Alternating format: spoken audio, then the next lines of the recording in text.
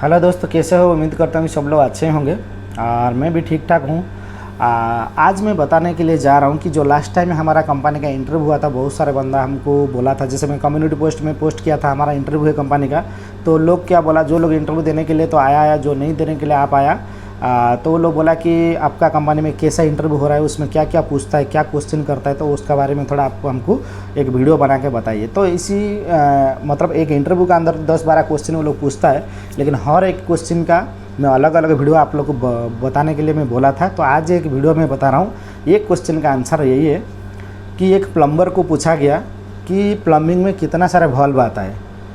जो वॉल्व है, पीआर भी है, एनआर भी है, वो कितना टाइप का आता है, सही है, कितना टाइप का वॉल्व से हमारा यूज होता है और वो क्या क्या है, किस काम के लिए है। तो इसमें बहुत सारे आदमी लोग जो है थोड़ा तो उसको नॉलेज है, मालूम है, गेट वाल, वॉल्व वाल ऐसा बोल दिया, लेकिन बाकी और भी जो था वो लोग को पता नहीं था और वो क्या काम किसके लिए उसको यूज़ करता है उसके बारे में भी पता नहीं था। तो इसके लिए वो लोग फेल हो गया। तो आज मैं वो बात आपको क्लियर करता हूँ फ़ोटो का साथ में। आप लोग देखिए, यहाँ जो फोटो में लगा रहा हूँ, पहले स्टार्ट करेंगे हम लोग गेट वाल से। गेट वाल जो है नॉर्मली प्लम्बर को मालूम है, प्लम्बर टेक्नीशियन को मालूम है गेट वाल क्या होता है। हमारा पानी को क्लोज करने के लिए, बंद करने के लिए, खोलने के लिए हमारा वाल होता है। जैसे कभी भी हमको वाल बंद करना पड़ेगा, आगे पानी नहीं छोड़ना है, तो हमको गेट वाल बंद करता है। वो बहुत साइज़ में होता है, हम लोग को 1/2 इंच से लेकर 1 फुट तक हमारा वाल होता है, उससे भी बड़ा होता है। तो मतलब हर साइज़ का वाल है, गेट वाल का वही काम होता है, सही है। टंकी का पास बड़ा बड़ा होता है और बाकी जो सब लाइन होता है उसमें छोटा छोटा होता है। तो बात यही हो गया कि हमारा एक गेट वाल भी होता है, सही है। उसका बाद क्या होता है, बॉल वाल होता है। तो इधर देख सकते हैं आप लोग, मैं भी पिक्चर में दिखा रहा हूँ, जो बॉल वाल है वो भी हमारा ऐसे पानी को बंद करने के लिए, खोलने के लिए। तो गेट वाल और बॉल वाल, उसमें क्या अंतर है, क्यों गेट वाल नहीं लगाता है, तो ऐसा बोलता है। देखिए, जिधर स्पेस कम होगा, जैसे आपको सीलिंग में आपको क्या करता है, पाइपलाइन जा रहा है, ऊपर में जगह नहीं, गेट वाल का ऊपर आप देख सकते हैं, ये जो दिख रहा है इतना हाइट है, उसका बाद उसका व्हील है, तो वो स्पेस नहीं रहेगा, तो वहाँ बॉल वाल लगाता है। क्यों, बॉल वाल का हैंडल ऐसा ही रहता है। आप लोग देखिए इधर फोटो में, बॉल वाल का हैंडल ऐसा रखता है कि इतना जो गेट वाल का ऊपर इतना हाइट है व्हील, उतना उधर स्पेस नहीं है, तो आप बॉल वाल लगा सकते हैं। हैंडल आप ऐसे आगे पीछे करेगा तो वो क्लोज और ओपन हो जाएगा, सही है। तो इसी जगह पे बॉल वाल लगाता है। और दूसरा कारण क्या है कि व्हील को हमको, गेट वाल को बंद करने के लिए बार बार ऐसे ऐसे घुमा घुमा के जब बंद करता है, जब घुमा घुमा के खुलता है, तो उसका जो नॉट होता है, थ्रेड होता है, वो बहुत जल्दी ख़राब हो जाता है और वो स्लिप भी हो जाता है। बॉल वाल में क्या होता है कि एक हैंडल है, इसको ऐसे खींच दिया, बस ख़त्म, पानी पूरा बंद है, और ऐसे उसको धक्का दे दिया तो पानी पूरा खुल गया। तो यही कारण होता है बॉल वाल और गेट वाल में, सही है। उसका बाद हम आगे जाएंगे बटरफ्लाई वाल। बटरफ्लाई वाल इधर देख सकते हैं। बटरफ्लाई वाल जो है उसको ज़्यादातर मेन इंपॉर्टेंट जगह पे लगा जाता है, जैसे पंप रूम हो गया, बड़ा बड़ा पंप रूम हो गया, कि वहाँ तो गेट वाल, बॉल वाल में थोड़ा थोड़ा पानी लीकेज भी करता है और बंद करने के लिए, खोलने के लिए दिक्कत भी है, सही है। और उसको बड़ा हैंडल नहीं आता। इसका जो हैंडल है आप लोग देख सकते हैं, बहुत स्ट्रांग है।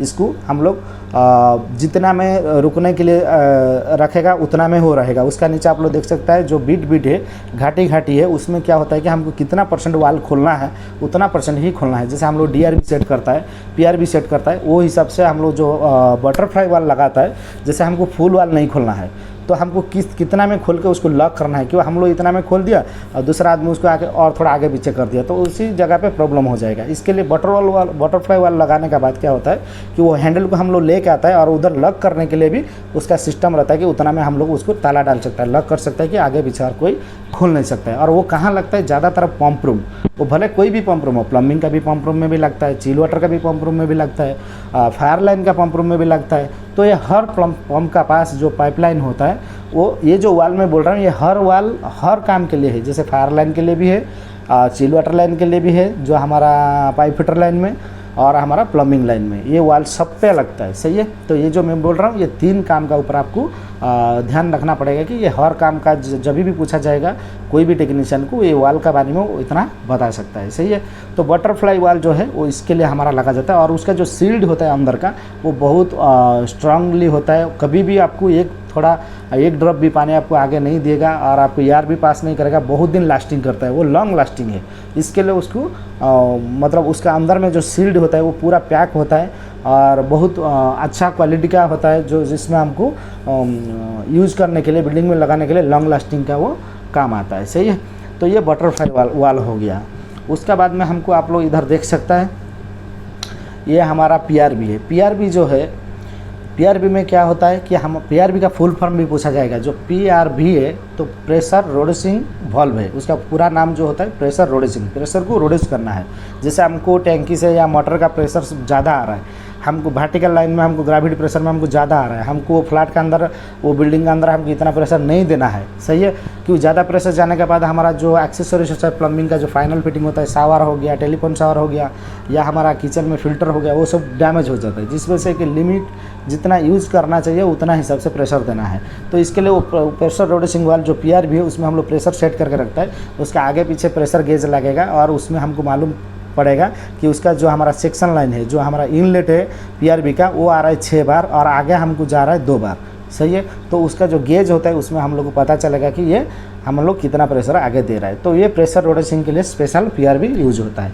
उसके बाद में आप लोग ये देख सकते हैं, ये डीआरबी है। डीआरबी प्लम्बिंग में ज़्यादातर यूज नहीं होता है, ये होता है हमारा चिलर लाइन में, जो हमारा एसी लाइन है एएचयू का पास, या हमारा जो एफसीयू का पास, सीसी यूनिट के पास, ये हमारा इसके लिए यूज होता है कि हम लोग एक लिमिट में पर मतलब ये यहाँ के लिए कितना प्रेशर आगे जाना चाहिए, कितना पानी जाना फ्लो होना चाहिए, वो हिसाब से हम लोग उसको मैनेज जब बिल्डिंग बनता है तो इंजीनियरिंग टीम क्या करता है, हर बिल्डिंग का प्रेशर को इक्वल करके उसको वही हिसाब से सेटिंग करके लॉक कर देता है। वो बार बार खोलने वाला चीज़ नहीं है, जितना जिधर चाहिए वही प्रेशर का हिसाब से वो परमानेंट एक ही बार ही उसको एडजस्टमेंट करके रख दिया, उसका रिकॉर्ड में वही रह गया, तो उसको दोबारा हाथ लगाने का ज़रूरत नहीं। वो होता है डीआरबी, जो आप लोग इधर से देख सकता है, सही है। उसका बाद में आपको यहाँ देखेगा एनआरबी। एनआरबी क्या होता है, इसका फुल फॉर्म होता है एनआरबी, मतलब non return valve. Non return valve बोलेगा तो हमको पानी जैसे आ रहा है, एक साइड में पानी आ रहा है हमारा जो सेक्शन लाइन, उसको बैक नहीं करने का, पीछे नहीं जाने का। वो वर्टिकल लाइन हो या हॉरिजॉन्टल लाइन हो, या मोटर का आगे हो या मोटर का पीछे हो, या हमारा फ्लो टैंक जो टैंकी होता है, वाटर टैंक के अंदर में हमारा एनआरबी लगता है। जो एनआरबी में क्या होता है, मोटर पानी खींचने का टाइम वो पानी जाएगा, लेकिन मोटर से जब बंद रहेगा वो पानी रिटर्न उधर नहीं आएगा वापस टैंकी में। पाइपलाइन के अंदर जितना पानी है उतना पानी उधर स्टक रहेगा, तो एनआरबी उसको क्लोज करता है, मतलब नॉन रिटर्न पानी को बैक नहीं करता है, सही है। या कोई भी ग्रेविटी प्रेशर में जो बिल्डिंग में होता है उसमें एनआरबी दिया जाता है कि मोटर का ऊपर से पानी प्रेशर आके मोटर का ऊपर लोड नहीं पड़ने के लिए उसमें भी एनआरबी दिया जाता है। तो ये आप लोग देख सकते हैं, इसको कहीं कहीं जगह पे अपना मुल्क में उसको चेकवाल भी बोलता है, तो चेकवाल का काम भी वही है, एनआरबी का काम भी वही है, सही है। और ये आप लोग देख सकते हैं, ये है हमारा फ्लोट वाल्व। फ्लोट वाल्व जो है हमारा वाटर टैंकी का अंदर लगता है। किसके लिए लगता है कि जैसे हमारा टैंकी पूरा टाइम हमारा वाल्व खुला है, पानी उसमें आते रहता है, पूरा टाइम आता रहता है। क्योंकि बार बार आके कोई खोलेगा, टैंकी भर जाएगा तो फिर आके कोई बंद करेगा, ऐसा किसी के पास टाइम नहीं होता है, पानी ओवरफ्लो हो जाता है। तो इसके लिए क्या करता है, टैंकी के अंदर में फ्लोट वाल लगा देगा। तो इतना बड़ा जो बैलून आप दिख रहा है, तो ये बैलून में क्या होगा कि पानी जब आपका टैंकी में आ जाएगा वो लेवल तक, आपका ऑटोमेटिक वाल को बंद कर देगा। बैलून ऊपर आ जाएगा, ये जो बॉल है वो ऊपर आ जाएगा, उसके बाद में आपका वाल ऑटोमेटिक बंद हो जाएगा। जब वो टैंकी में पानी नीचे चला जाएगा, जैसे बिल्डिंग में पानी यूज हो रहा है, पानी कम हो जाएगा टैंकी से, फिर वो बल्ब नीचे चला जाएगा और आपका पानी फिर भरना चालू हो जाएगा। तो ऑटोमेटिक वो अपना आप काम करता रहेगा, उसको फ्लोट वाल्व बोला जाता है, सही है। तो यही प्लम्बिंग का जितना भी इंटरव्यू होता है इसी का ऊपर ही बताता है। आप लोग थोड़ा ध्यान दे के आराम से प्यार से उसको बता के समझा, जैसे समझा के मैं आप लोग को बताया ऐसा बताएंगे तो आपका कोई भी इंटरव्यू फेल नहीं होगा, आराम से आप पास कर सकते हैं। तो ऐसा मैं ये जो वाल का ऊपर बताया, ऐसा और भी टॉपिक है जो इंटरव्यू में पूछा गया है, उसके ऊपर भी मैं एक एक वीडियो आगे लेके आऊँगा। जैसे बूस्टर पंप हो गया, सम पंप हो गया, सम पंप कैसे काम करता है, इरिगेशन पंप कैसे काम करता है, एसटीपी क्या है, सॉइल लाइन क्या है, वेस्ट लाइन क्या है, गॉली ट्रैप क्या है, सही है, ग्रिप ट्रैप क्या है। तो इसके ऊपर हर चीज़ के ऊपर मैं एक एक वीडियो लेकर आऊँगा जो हमारा कंपनी जो टेक्नीशियन लोग को पूछा गया था, सही है। वो हिसाब से आपको रेडी होगा तो कोई भी कंपनी में इसी टाइप का ही क्वेश्चन आंसर करेगा, वो अपना आपको इंटरव्यू में पास कर सकता है, सही है। तो चलिए ये वीडियो आप लोग को कैसा लगा। तो आज था थोड़ा वाल के बारे में मैं बात करने के लिए, और भी है छोटा छोटा वाल जो है, लेकिन मोस्ट इंपॉर्टेंट यही है जो आपको पूछा जाएगा। जैसे हमारा सोनोलाइट वाल्व है, सोनोलाइट में इलेक्ट्रिकल सिस्टम से वो ऑन ऑफ होता है।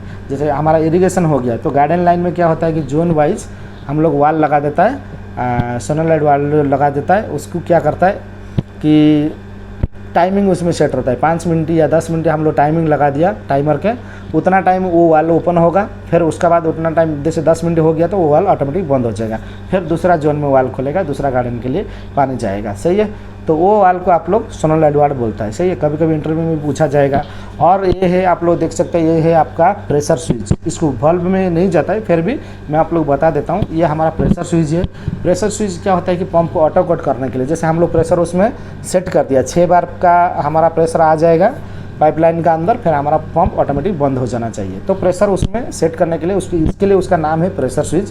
प्रेशर सेट किया जाता है कि पंप को हमारा बंद करने के लिए। जब जैसे हमारा प्रेशर बराबर हो गया, हमारा पंप बंद हो जाएगा। फिर पाइपलाइन से कोई पाइप पानी खोल दिया किधर, फिर पानी स्लो हो गया, प्रेशर कम हो गया, तो ऑटोमेटिक वो चालू हो जाएगा।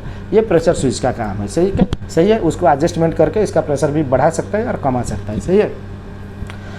तो ये जो है दूसरा आप लोग इधर देख सकते हैं, ये है हमारा फ्लो स्विच। फ्लो स्विच का काम क्या होता है कि इसका पाइप का अंदर में इसका इतना बड़ा एक ब्लेड जाता है। वो ब्लेड क्या करता है कि पानी जब चालू होगा, जैसे आप किधर टैप खोल दिया या शावर खोल दिया, तो पानी जो पाइपलाइन में चालू होगा तो मोटर का पास वो जो रहता है फ्लो स्विच, वो एक्टिव हो जाएगा। मतलब उसमें उसका सेंसर है, वो पानी जाने के टाइम पे उसमें सेंस करेगा, एक्टिव हो जाएगा। तो इधर हमको कंट्रोल पैनल को कमांड दिएगा कि यहाँ पानी आपका चालू हो गया, सही है।